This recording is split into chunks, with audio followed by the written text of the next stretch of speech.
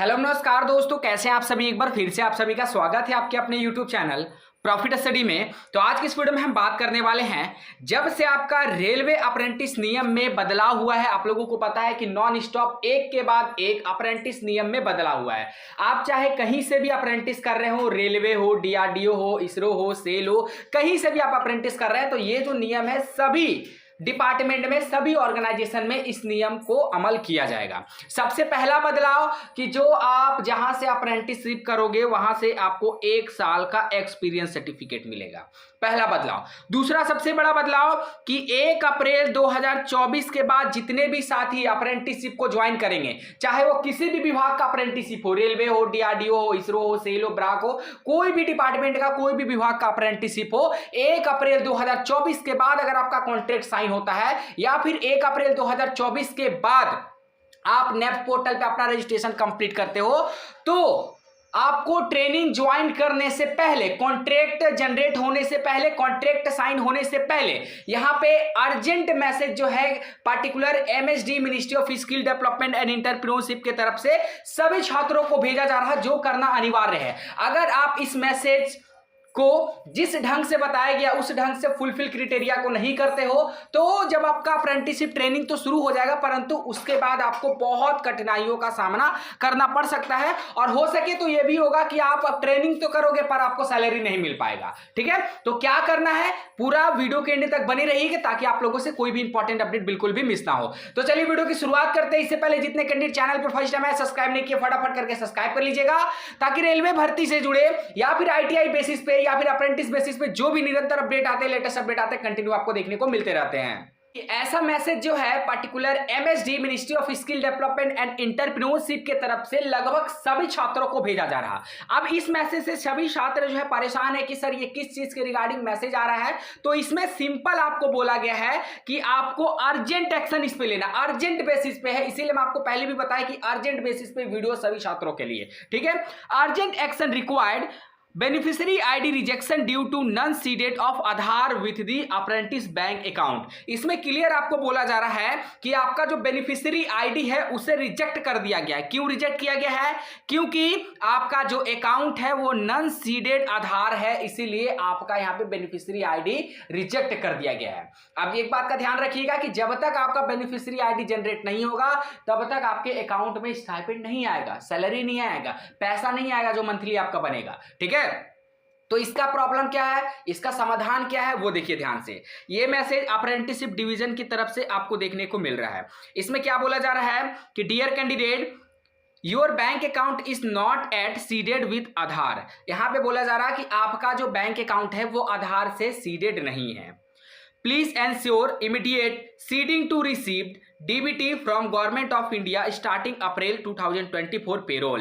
यहां पे बोला जा रहा कि जल्द से जल्द आप अपना जो आधार सीडिंग का प्रक्रिया है उसे कंप्लीट करिए, क्योंकि गवर्नमेंट ऑफ इंडिया के तरफ से आपका अप्रैल 2024 से डीबीटी का जो रूल था उसे यहां पे पुनः रोल किया जा रहा है।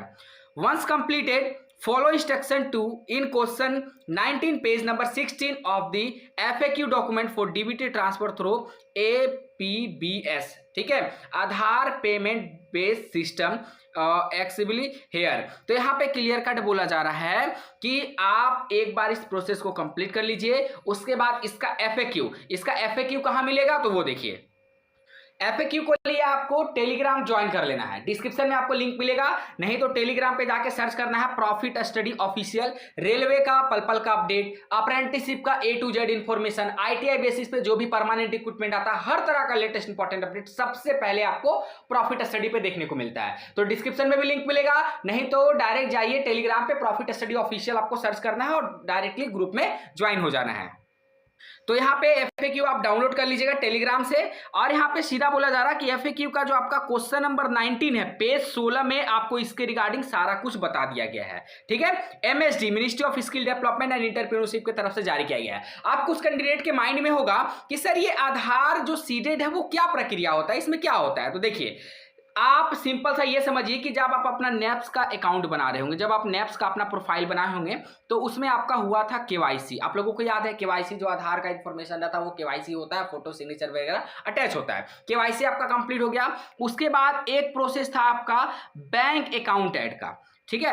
बैंक अकाउंट ऐड का प्रोसेस था, वो आपने जिस भी बैंक अकाउंट में आपका खाता होगा वो बैंक अकाउंट आप अपना ऐड कर दिए होंगे। Account number, IFSC code, account holder name, place, आपका ब्रांच कहाँ का, वो सारा कुछ आप वहां पे ऐड कर दिए होंगे। यहां तक प्रोसेस सही है, और ये प्रोसेस अगर आप किए हैं तो बिल्कुल सही रास्ते पे है।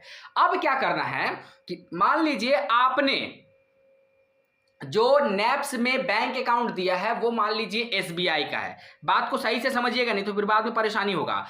वो अकाउंट आपका एसबीआई का है, जो आप नैप्स पोर्टल पे जिसका डिटेल दिए हैं, ठीक है। तो आपको जाना है इस बैंक अकाउंट में, या फिर जो भी बैंक अकाउंट आप नैप्स में दिए हैं, बीओआई हो गया, एसबीआई हो गया, या फिर आईसीआई हो गया, एक्सिस बैंक हो गया, एचडीएफसी, जो भी बैंक आप दिए होंगे, तमाम तरह का जो भी बैंक अभी अवेलेबल है, ठीक है, जो भी बैंक आप डिटेल दिए होंगे उस बैंक में आपको जाना है और वहां पे डायरेक्टली पूछना है कि हमारा बैंक अकाउंट में, ठीक है, बैंक अकाउंट में आधार कार्ड लिंक है या फिर नहीं है। इसी को कहा जाता है Aadhaar seeding process, seeding of Aadhaar, bank account seeding of Aadhaar process, इसी को कहा जाता है, ठीक है। सिंपल देखिए, हालांकि आपका जितना भी बैंक अकाउंट है उससे नैप्स को मतलब नहीं है। नैप्स को मतलब है, एमएसडी को मतलब है कि आपका नैप्स प्रोफाइल पे जो आप बैंक अकाउंट दिए हैं उसमें आपने आधार सीडिंग प्रोसेस करवाया है या फिर नहीं करवाया है, ठीक है। इस बात का ध्यान रखिएगा। आप जिस बैंक अकाउंट का खाता नैप्स प्रोफाइल में अपडेट किए हैं, उसका डिटेल डाले हैं, उस बैंक अकाउंट में आपका आधार कार्ड लिंक होना चाहिए। सिंपल सा इसी के रिगार्डिंग यहां पे मैसेज जो है भेजा जा रहा, और इसमें बहुत सारे कैंडिडेट को प्रॉब्लम आ रहा है। देखिए, ये कोई बड़ा बात नहीं है, कोई लेंदी प्रोसेस नहीं, सीधा जिस अकाउंट में आपका खाता है वहां पे जाना है, आधार कार्ड आपको लेके, और वहां पे बोलना है कि हमारा आधार कार्ड और अकाउंट को लिंक कर दीजिए, या फिर आप पहले पूछ लीजिएगा कि हमारा आधार कार्ड से लिंक है या फिर नहीं है। वो खुद आपको बता देंगे। अगर वो बोलेंगे लिंक है पहले से तो बहुत अच्छी बात है, अगर लिंक नहीं है तो आपको सिंपल सा वहां पे लिंक करवा लेना है, तो ही जाके आपका बेनिफिशियरी आईडी यहां पे क्रिएट होगा, तो ही आपका सैलरी आपके अकाउंट में आएगा, ठीक है। ये वीडियो सभी छात्रों तक शेयर कर दीजिएगा।